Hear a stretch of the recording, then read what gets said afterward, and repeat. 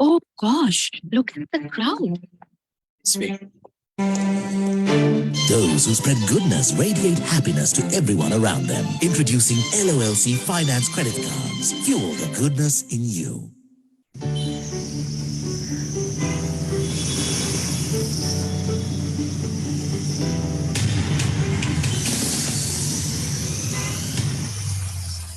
A people resplendent with sincerity still walk amongst us. Be honest. The beauty of a nation lies in the integrity of its people. Refresh Sri Lanka for a civic-minded society in association with AICPA and CIMA, CA, the Institute of Chartered Accountants of Sri Lanka, and 99X, LMD, the voice of business. Display your brand message on digital studio at prime location at the largest digital advertising network in Sri Lanka. Emerging Media. You're mobile, and so are we. Gets me going. Grab the Light 87 app at the Apple App Store or Google Play now. 87.8 and 87.6 island-wide. Light 87.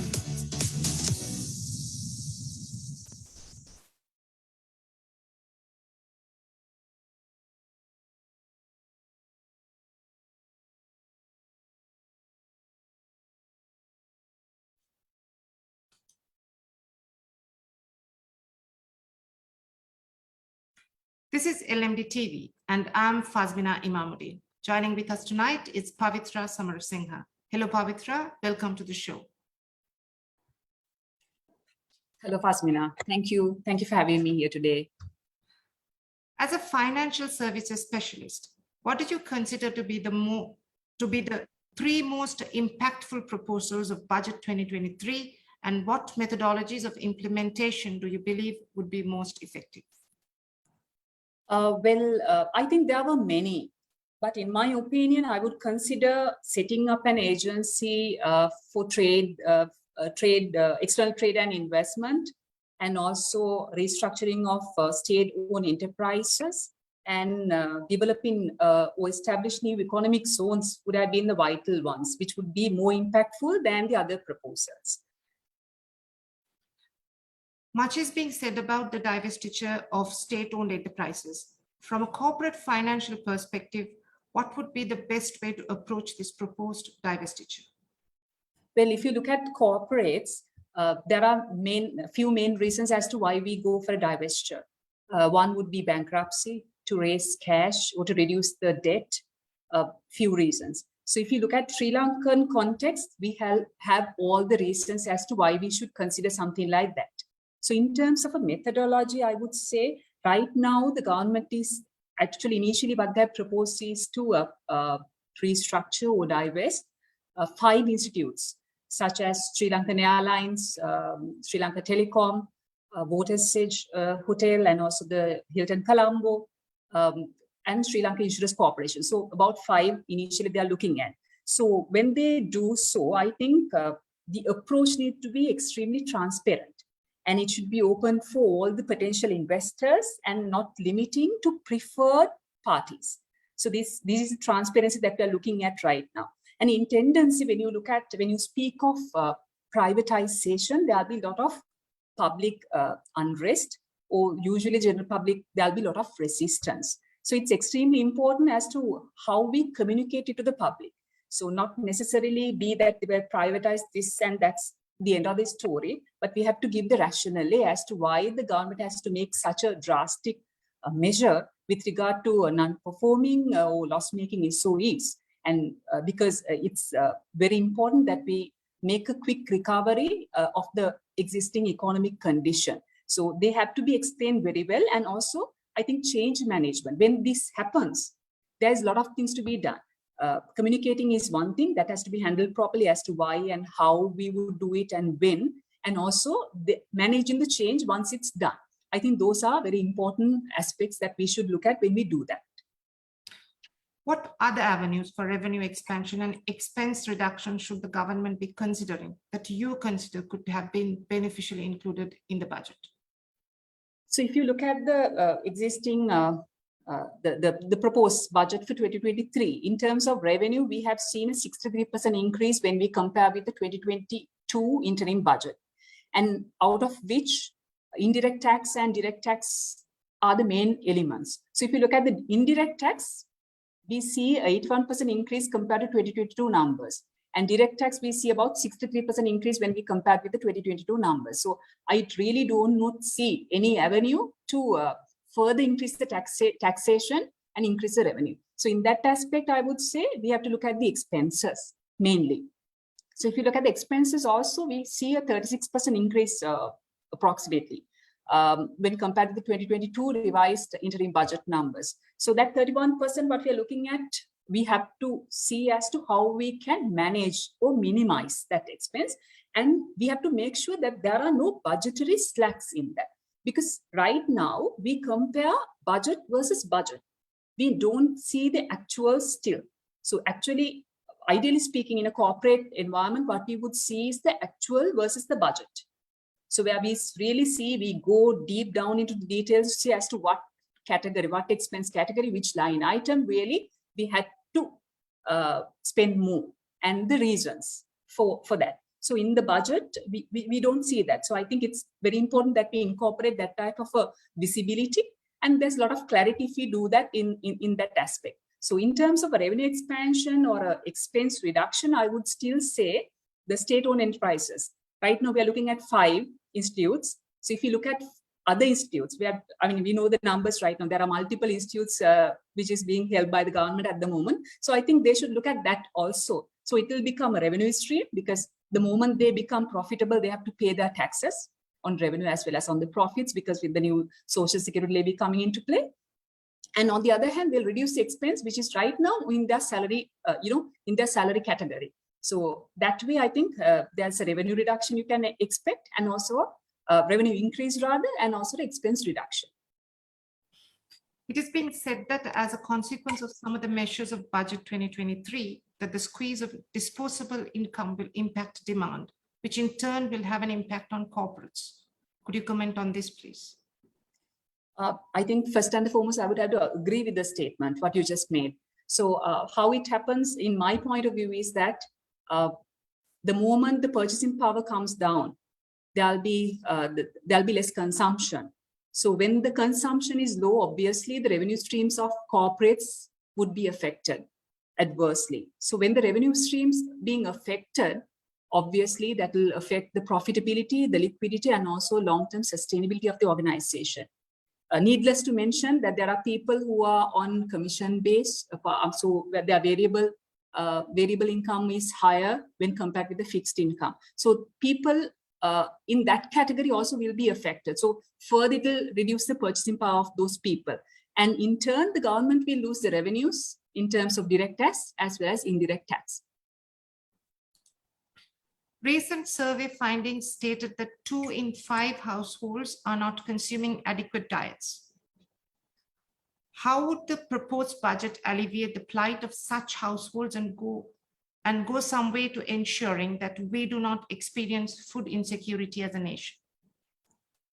So I think first I would like to comment as to why the food insecurity has come up as a subject right now when we speak of it. So as per the recent economic developments published by Central Bank of Sri Lanka, which is on the highlights of 2022 and prospects of 2023, it was categorically mentioned that the significant decline in growing rice and vegetables was driven by the short supply of fertilizer. So right now, the reduction in crop is the main issue rather than the affordability. So I would say that would have impacted more when you look at the numbers to these families, what you just mentioned. So in terms of the proposed budget, I think government is trying their level best to elevate and make the food items accessible to people. So in a proposal, there's a proposal to say that 10 agro-entrepreneurship villages would be established. So in that proposal, they specifically say that this would be encouraged for export-oriented crops. But why I'm thinking it's important is that you look at the agriculture in commercial sense. So when we are talking of entrepreneurship, obviously you have to look at it in terms of as if you're running a business. So not the way we are doing it right now. So I think that's one key proposal I would say that would really, if we execute properly, which would give the benefits back to the society.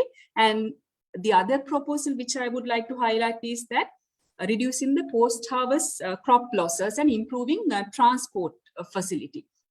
So right now, as per the numbers available, 30% of the crop is being wasted due to lack of proper storage facility and also the transport. So in this proposal, what the government is trying to do is to set up the infrastructure which would actually retain that 30% also for consumption rather than being on waste.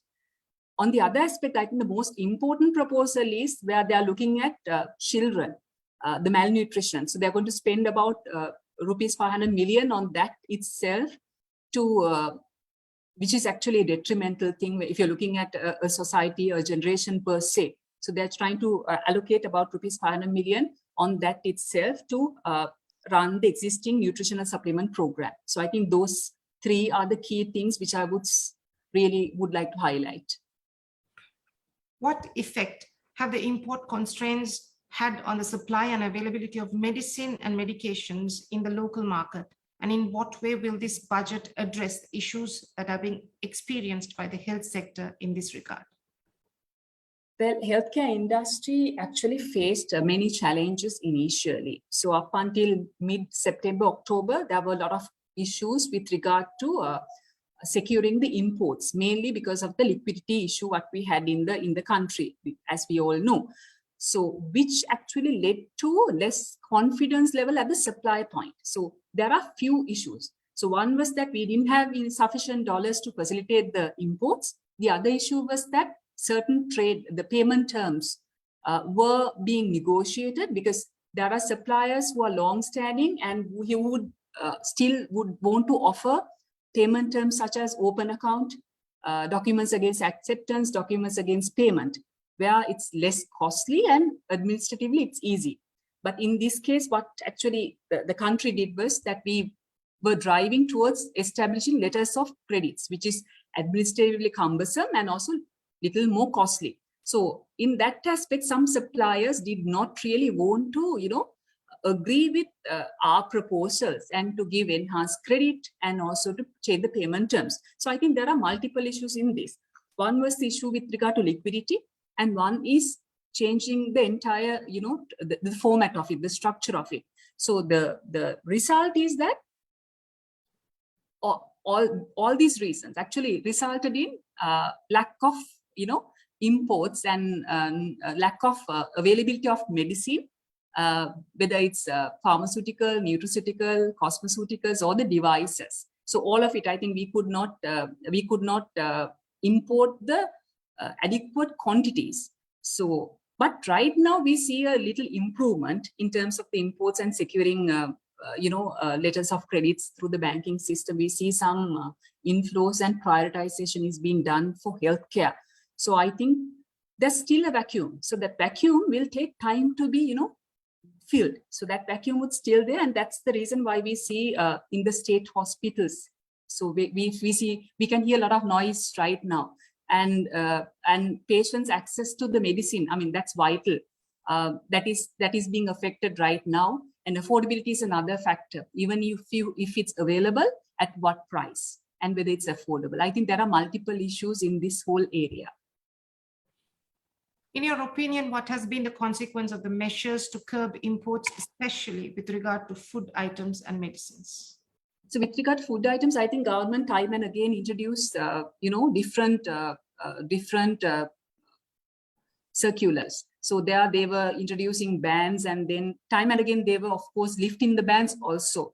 So for food, I think even now certain food items are being restricted.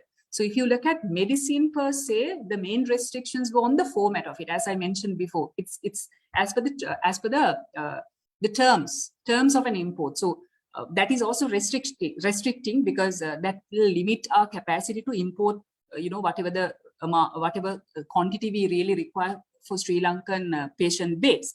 So, but food, of course, I think we still have an issue because right now we are limiting the access of food items, and we are reducing the choice a person might have.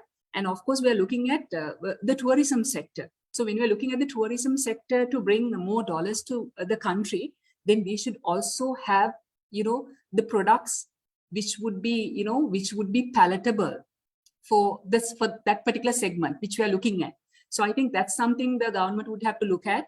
Otherwise, it'll, there'll be ripple effect where you are, you're one side you're curbing your imports on certain food items, identifying it as, luxury products, and on the other side you are trying to influence the tourism sector and trying to make it flourish. So I think it's a dilemma, but of course we have to have the right balance, I would say. As professionals, how best can financial services practitioners support economic revival in these times of crisis?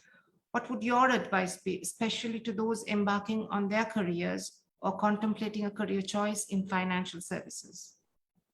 So I think as professionals in a situation where you cannot really forecast and make assumptions on, what we should bring to the table is, adaptability, agility, resilience, and also strategic foresight. I think these are things which we should bring to the table, whether it's corporate or the state. So we should support the country, of course, to increase efficiencies and to lay out a good governance system where there's a lot of accountability, on all decisions what the government is making and, how it's impacting. I think there should be some lobbying happening. As professionals, they should lobby of course, with constructive criticism and to suggest ways and means of how to come out of the situation. That's for this, to handle the current situation. In terms of an advice for people who are embarking on the career, I would say it's not easy. But, I think the amount of experience and the in-depth knowledge you get during a crisis is immense. So we are used to do a lot of simulations and, have scenario building, scenario planning, best case, worst case.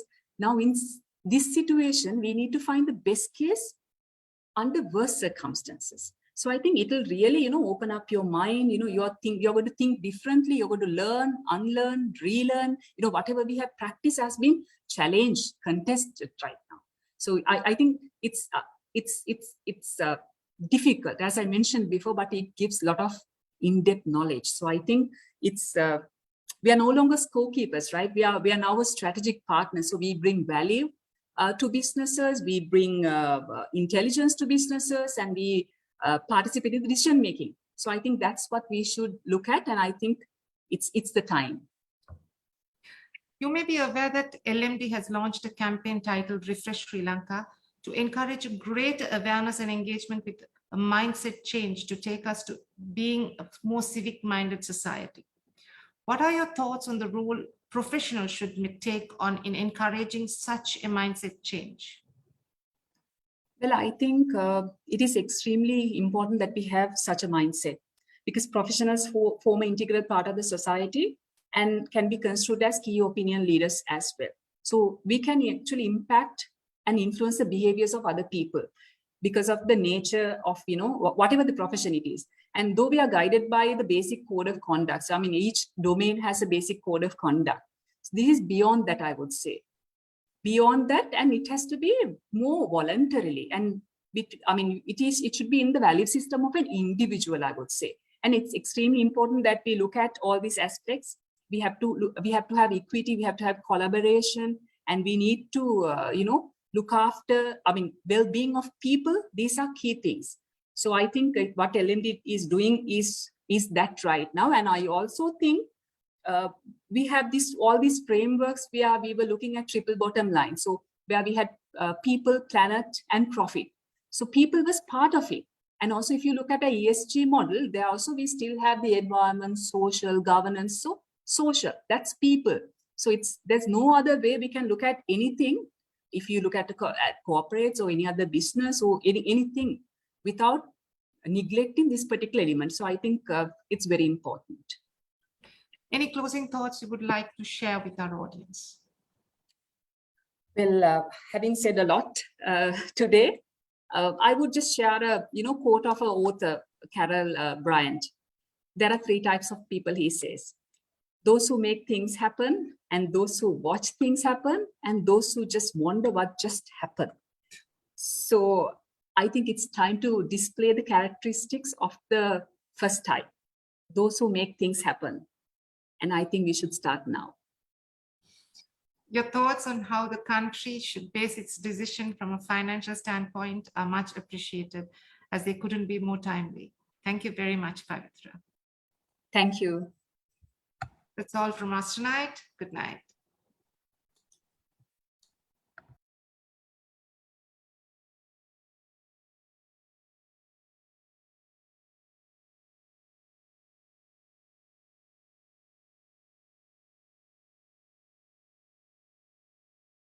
Don't forget to subscribe to our YouTube channel and follow us on Facebook and Twitter. Thank you for watching and stay safe.